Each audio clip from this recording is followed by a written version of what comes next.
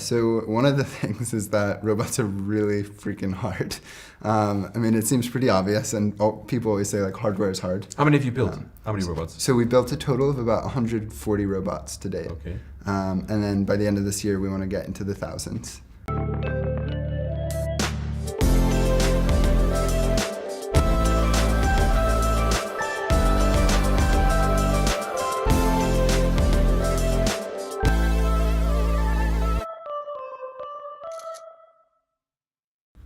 Hello, my name is Robert Schmidt. I'm Deloitte's Chief IoT Technologist, also known as Mr. IoT. I have a deep passion for all things digital, and today on my show Coffee with Mr. IoT, my guest is Micah Green, the CEO and founder of Maidbot. Welcome to the show. Thanks so much for having me. Super excited. That's awesome. Micah, we are here at the Capital Factory. We are recording in Austin. Is this where you're from, Austin? Yeah, so I'm actually originally from Maryland, like right outside Washington, D.C., and then was just talking to one of your colleagues. I lived in Albany, California for a little bit. Oh, got so it. that probably changed my life just in terms of independence and kind of exploring and having my own life outside of getting driven everywhere. And then went back to Maryland, moved up to Ithaca, New York to start the company, and moved out here actually like 3 years ago. Oh, okay. So I've just been here 3 years, but love it. So Maidbot has existed for 3 years now, from what I can tell. Is that about right? Yeah, a little over 3 years. We started on campus at Cornell University and then realized nobody wants to move to Ithaca, New York to build robots. So pretty quickly needed to figure out where to move and came out here. Did you go to Cornell? Yeah, so I was there. I was in the hotel school, so like school of business with a hospitality focus. And it was through there I actually worked as a room attendant or a housekeeper, cleaning rooms, where I came up with the idea. So what is Maidbot? Yeah, so Maidbot is a robotics company on a mission to build a full-out Rosie the Robot. So I don't know if you've ever watched the Jetsons before, but if you remember Rosie from the Jetsons, so... Is that what you call your robot, Rosie? Yeah, the name of the robot is Rosie, actually, and we trademarked it. You trademarked Rosie? We did, for an actual robot, which is very exciting. So the vision is like a full-out humanoid robot that can do anything a human can do and more. And the vision is that one day robots will be indistinguishable from humans. And basically our first step towards that is focusing on commercial cleaning. So our first product is focused on cleaning the floors of commercial real estate. So everything from hotels, office buildings, airports, universities, stadiums. And then with that, also collecting a lot of data, because it's essentially a computer on wheels going around every square foot of a building pretty much every day. What data would you collect? Yeah, so it's been growing in terms of what we've realized could be valuable, but everything from the Wi-Fi signal strength by the square foot, like over physical space, not just over time, all the way to temperature or humidity in a building. So today, how many hotels does Rosie clean? Or how much square footage, commercial square footage? Yeah, so right now we're in like 6 properties.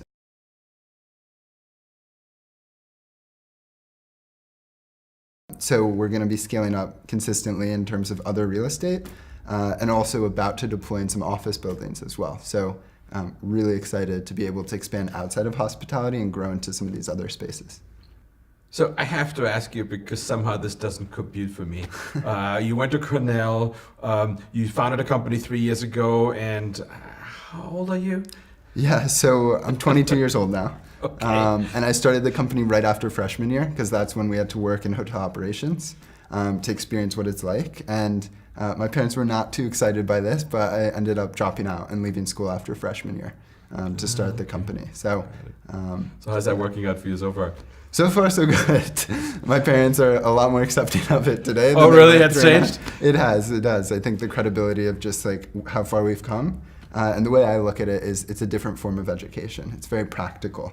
I think you have co-ops in education, you have internships, so you get out there in the real world. But this is like a very... You have a full-time internship. Yes, full-time, overtime internship, and learn everything from growing the team to growing the customer base to really understanding problems in the real world and dealing with difficult people. So I've learned a lot every single day, which is a huge part of it. That's amazing. Thanks for answering the question. We actually talked before it was okay for me to ask you, but I just think it's a question that sort of like stands in the room and so forth. Yeah. So Talk to me about Maidbot and sort of like what are you learning about robots as you do this? I mean, it's a very sort of, you talk about the data you gather, it's a very sort of IoT. I spent a lot of time in IoT. What have you learned throughout those 3 years? Yeah, so one of the things is that robots are really freaking hard. I mean, it seems pretty obvious, and people always say like hardware is hard. How many have you built? How many robots? So we built a total of about 140 robots to date. Okay. And then by the end of this year, we want to get into the thousands. So scaling up production right now with a big manufacturer. So going from kind of 3D printed prototype to 5 3D printed prototypes to now over 100 robots is a lot. So and there's a lot you learn in terms of the technical issues and the edge cases. I think that's a big piece. We look at our robot as a mini self-driving car, and there's so many edge cases, right? Like different people, human behavior, which is a huge lesson we've learned is you really have to best understand how humans will interact because the robot needs to be predictable. So that's software, that's hardware, that's the user experience. So. And when you say how humans interact, you mean the humans that walk around the robot or the humans that actually sent the robot off to clean? Yeah, I would say both. I think the end user ultimately needs to be bought in and really excited, or else, at the end of the day, there's no point. But then also the guests or the people walking around need to also be excited and understand what's going on. So, on the user side, we want to make it as easy as possible to go from robot in a box to robot cleaning and supporting them. And we really look at Rosie as an assistant, as like this tool, but assistant to the room attendants, to the housekeepers. And it's really there to help, right? So they work together in tandem. And that's huge. And getting people comfortable with that takes some time and is exciting though, because now you're shifting some of that mindset. But then on the guest side, predictable and safe behavior. So having everything from like a safety flag on the robot to understanding that in the US, for example, people will go to the right of a hallway if something's going down, right? If you're passing another human, you go to the right. Yeah. But if you're in London or parts of Europe or even Australia, it might be the opposite. So understanding that like societal dynamic of what to do in different situations. So. What does the robot look like? I mean, Rosie's about this big, or give me a scale. Yeah, so some people say like a mini Batmobile in terms of the shape and the design. She's about like 16 inches long and then about 5 inches tall.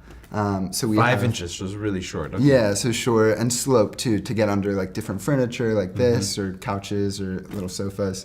And that way we can edge up and get under different areas, or she can. And really lightweight too, so like 8.5 pounds versus the standard plug-in vacuum, which is 35 pounds. So much more versatile, much lighter, easier to use, and also taking that load off is a big part of it. So anyway, not big at all, but very different looking than some of the consumer robots that might be out there. And the user of that robot, is that the cleaning staff that actually doesn't run the 35-pound vacuum cleaner now? Or is it actually managerial staff that sends the robots off or sends Rosie, I should say, off? Yeah, so it's a good question. It depends on the dynamic, but typically it's like the room attendant who used to vacuum now deploys Rosie right before they clean the bathroom, as an example. So they have it with them. They deploy Rosie while they clean the bathroom. Okay. Exactly. So it's like changing that serial process, which has been serial for literally hundreds of years, into a parallel process. So now it's changing to be parallelized. And then at the same time, you can look at that for public spaces. So for corridors or guest rooms, but all the way to like meeting rooms or ballrooms, you can see that process work as well. So Rosie can work in those areas too. So a room attendant walked into a room, and it took the room attendant how long to clean the room before Rosie? So typically like 30 minutes. And then after, and now? Like 23 to 25 minutes. Oh, so about a 5 to 7 minute saving. Exactly. That's actually a nice percentage. Okay. Yeah, so. And so then they take Rosie and stick it into a charger when they drive off, or? Yeah, so we have swappable battery packs. So each Rosie has like 3 batteries, and then they just plug them in and charge while they're cleaning the rest. So eventually we'll have Rosie more and more autonomous, but since we have a human in the loop, that's a huge advantage. So taking advantage of that, again, the augmentation and working together with the room attendants. I have to say it's really interesting for me. I had a reaction the first time when you said we want a robot that does everything a human does. It almost looks like a human. I think you said something to the effect of is very similar to a human. Yeah. And now we're calling the robot Rosie. I've caught myself 2 or 3 times calling it a robot instead of Rosie. Is that a conscious choice to give it a name and sort of like really try to humanize it? Yeah, that's a super interesting question. Our goal is to personify it as much as possible. So there's many different layers to that. The actual design, the name Rosie, we all call Rosie she. As weird as that sounds, it personifies it to another level. And even the beeps, the sounds. And I think when you think about human-robot interaction, it hasn't been done really that well before, right? You've had different robots in factories or warehouses that work next to humans, but not really with humans. They're kind of in their own area, and you somewhat stay away. Whereas now you're starting to introduce robots to work with humans. And I think that's one of our big visions, is to be able to introduce more and more robots in that space. So yeah, I would say that really the goal is to make Rosie as human-like, or at least friendly, somewhat like a pet, to the room attendants. Did you just say pet? Somewhat. I wasn't sure if I heard it right. It was okay. And I literally took notes. I have a dog that I love, and she's been in the office pretty much every day since we started. So we've gotten very close. And her name is not Rosie, though, is it? Her name is not Rosie. It's a good catch. No, it's Mocha. Okay. But I dog Milka napped her. and Micah? Yeah, Mocha. Like Mocha, the coffee. sorry, got it. Yeah. So dog napped her from my family to bring her up, and I was like, I need an emotional support dog if I'm starting a company. Everyone does if they're starting a company. So anyway, I looked and I was just like, what are the things that really make Mocha friendly and make Mocha approachable? And listed things, right? She has a tail. She reacts when you say her name.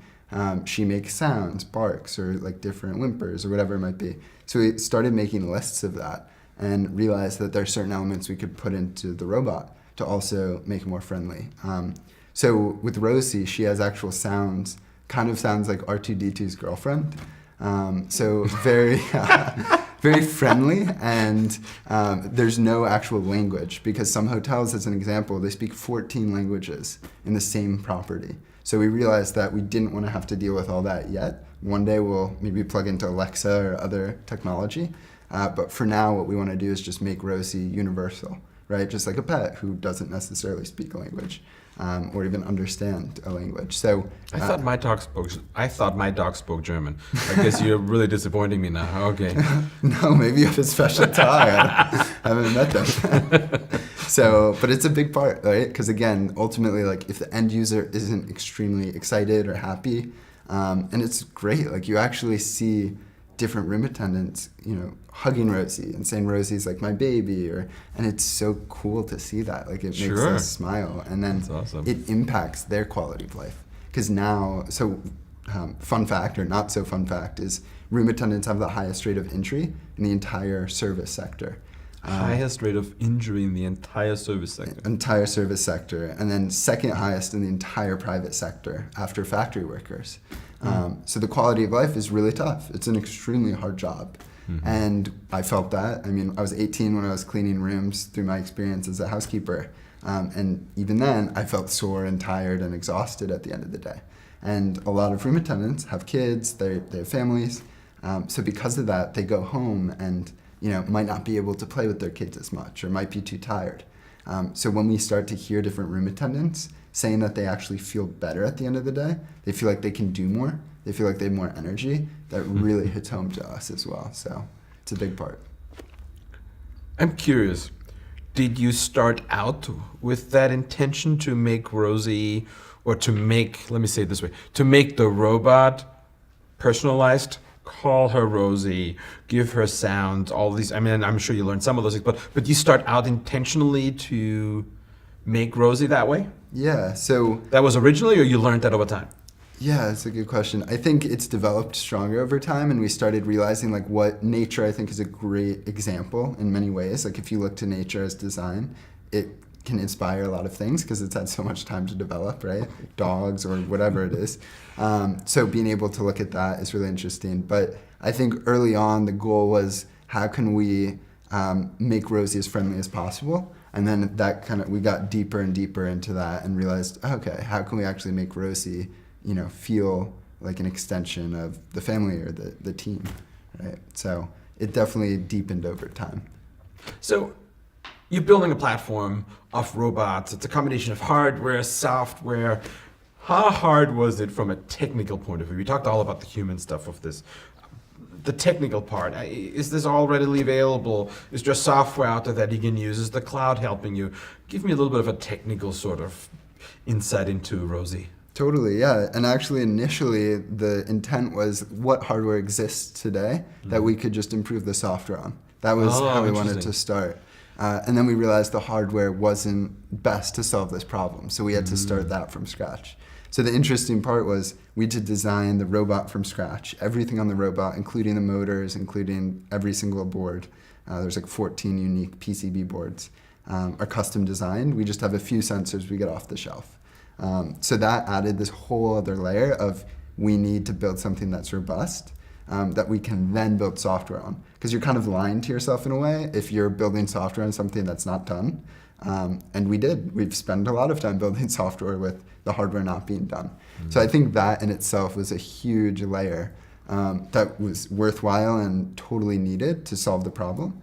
And another thing that we've seen is that some robotics companies doing commercial cleaning, like bigger robots, kind of mini Zambonis, like to retrofit the actual unit that exists. So the manual mini Zamboni, they'll put on sensors and then do the software, just like self-driving cars. Okay. Whereas what we see is, what if you start it and design it for the problem, for automation? And that way you could do much better. So one example is our actual Omni Wheels. So I'll send you pictures and videos, but the wheel itself has 16 tires on it so that it can move. It's omnidirectional or holonomic drive, so that we can move up against any area, right, and move in any direction. So less efficient when you're going straight overall, but way better so you don't get stuck or the robot doesn't get stuck. So that to me was a huge layer that added time and problems and money. Yeah, you must have doubled your staff just by doing that. You had to have hardware and software. Exactly. So I think that was a big part that added complexity, but was well worth it. And our philosophy is that you should build robots for automation versus automating something that exists. Exactly. I spend a lot of time talking to people about creating experiences rather than meetings or apps, but it's an experience. Yeah. And it almost feels to me that's a thing that's natural to you.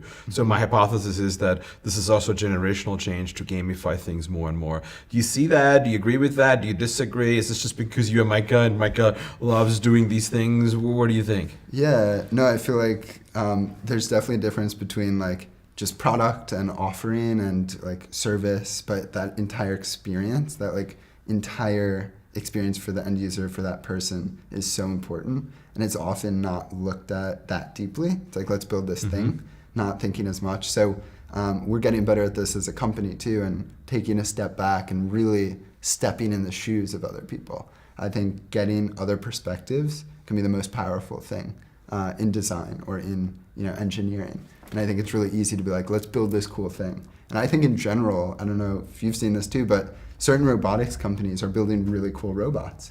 Then you take a step back and you're like, well, what are they solving for? Or who uses this? Or how do they use it? And I think if you take that step back and get in the shoes of the user or those people experiencing the pain points, you can really understand what experience makes sense.